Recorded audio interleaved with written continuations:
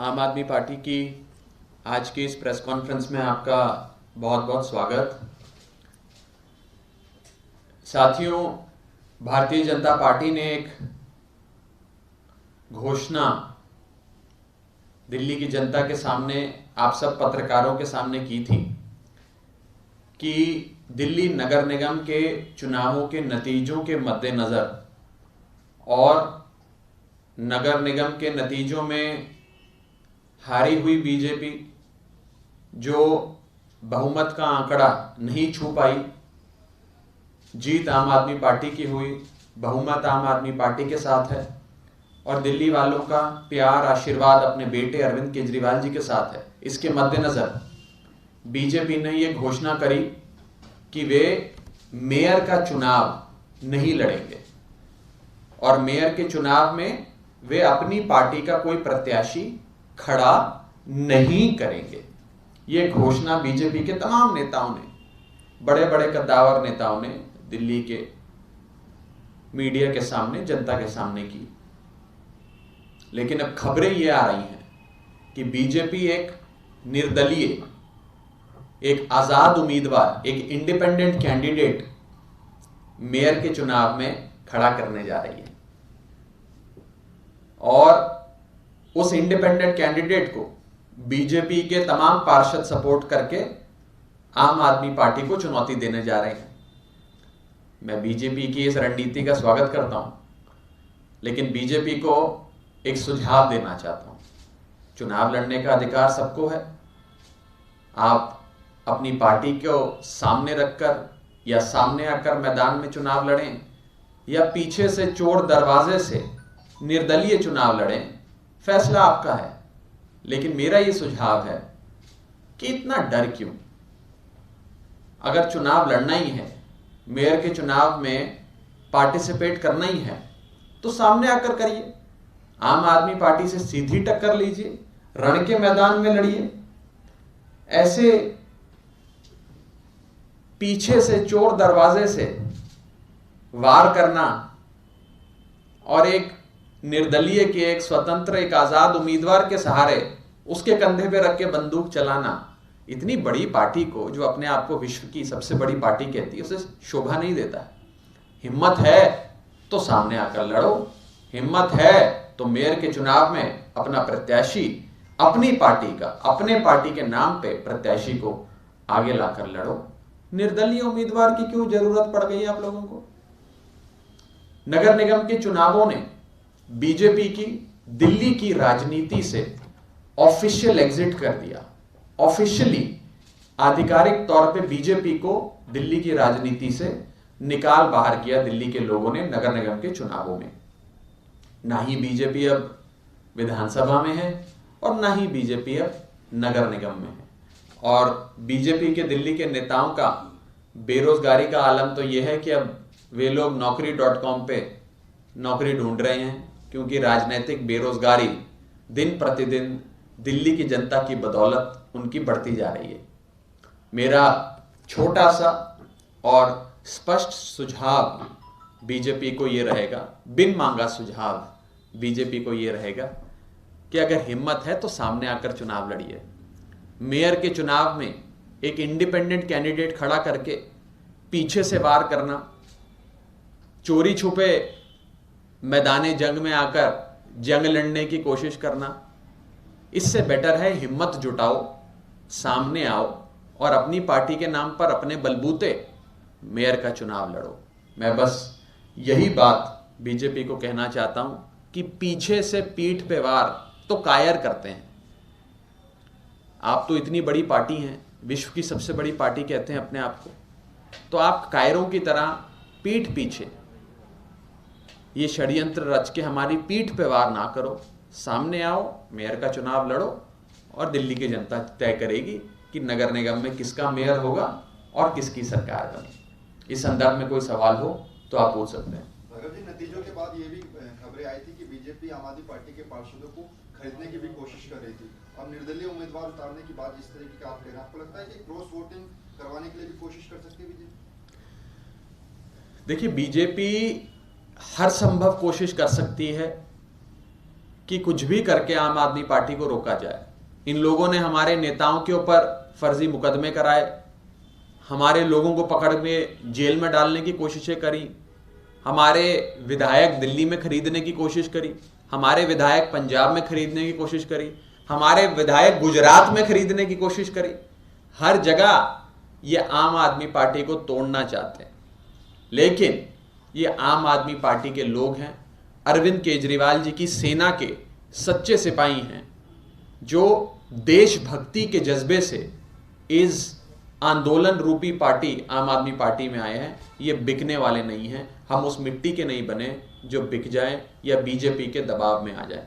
Raghav ji, BJP की कई नेताओं ने कल ट्वीट किया है मेयर कैंडिडेट्स को लेकर के। उनका ये कहना है कि आम आदमी पार्टी कास्ट फैक्टर्स को ध्यान में नहीं रखी है और जिस कास्ट के ज्यादा लोगों की सीट आई है उनको दरकिनार किया गया है। बीजेपी को मैं बस इतना ही कहना चाहता हूं कि दिल्ली के लोगों ने आम आदमी पार्टी को मौका दिया है। दिल्ली के लोग आम आदमी पार्टी से बहुत प्यार करते हैं। अरविंद केजरीवाल जी को अपने घर का बड़ा बेटा मानते हैं, बड़ा भाई मानते हैं, और वो अपने बेटे के बारे में और अपनी आम आदमी पार्टी के बारे में एक लफ्ज़ भी नहीं सुनना चाहते, उसके खिलाफ एक लफ्ज़ भी नहीं सुनना चाहते। तो मेरी बीजेपी को हिदायत है कि नकारात्मक राजनीति छोड़िए, सकारात्मक बातें करिए। और आप देख रहे हैं कि जब से नगर निगम का नतीजा आया है, हमारे पार्षद जिन्होंने अभी शपथ भी नहीं ली है, जिन्हें अभी तक पार्षद बनने का जो सर्टिफिकेट होता है, शपथ के बाद जो आपका नाम अधिकृत रजिस्टर में दर्ज होता है, वो भी नहीं हुआ है, और उन्होंने काम शुरू कर दिया है, दिल्ली को साफ करना शुरू कर दिया है। दिल्ली के कोने कोने से तस्वीरें आ रही हैं, वीडियोस आ रहे हैं कि वो गलियां, वो मोहल्ले जो करीब 10, 12, 15 सालों से साफ नहीं हुए थे, जहां कूड़े का ढेर पड़ा था, जहां मलबे का ढेर पड़ा था, वो सारी जगहें साफ होने लग गई हैं। अब दिल्ली को साफ होने से कोई नहीं रोक सकता। ये अरविंद केजरीवाल जी की एमसीडी है। अब ये दिल्ली को साफ करेगी, चमकाएगी, सुंदर बनाएगी, और सुंदरता के मामले में देश की नहीं दुनिया की राजनीति बनाने का काम ये अरविंद केजरीवाल जी की नगर निगम की सेना करेगी। Sir, you got the number, आपके पास नंबर्स हैं जो इसके लिए काउंसलर्स आपके पास।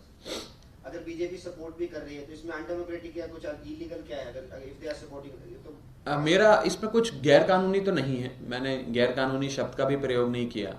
मैंने तो राजनीतिक शुचिता की बात करी कि अगर लड़ना ही है, मैदान जंग में दो सेनाओं के बीच लड़ाई होती है या दो सेनापति लड़ते हैं, तो सीधी लड़ाई दोनों सेनाओं की होनी चाहिए, दोनों सेनापतियों की होनी चाहिए।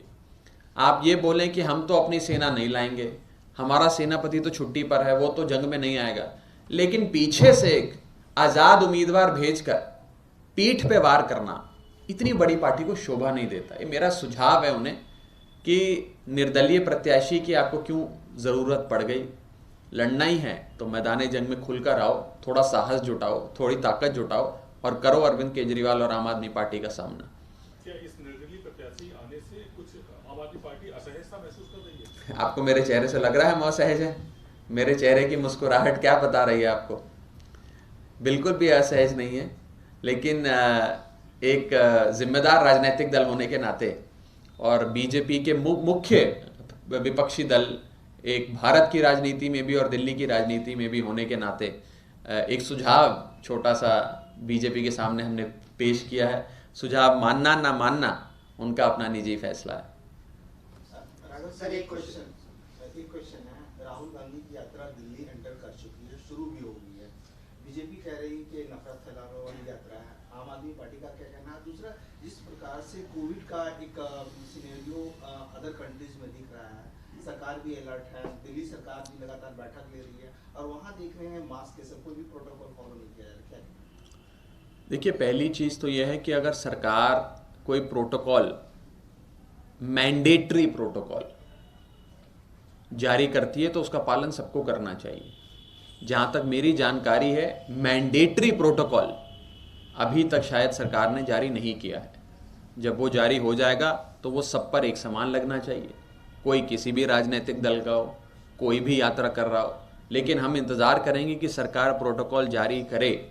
और मेरा भारत सरकार को संसद में भी यही सुझाव था और संसद के बाहर भी यही सुझाव है कि कहीं आप लोग देरी ना कर दीजिए।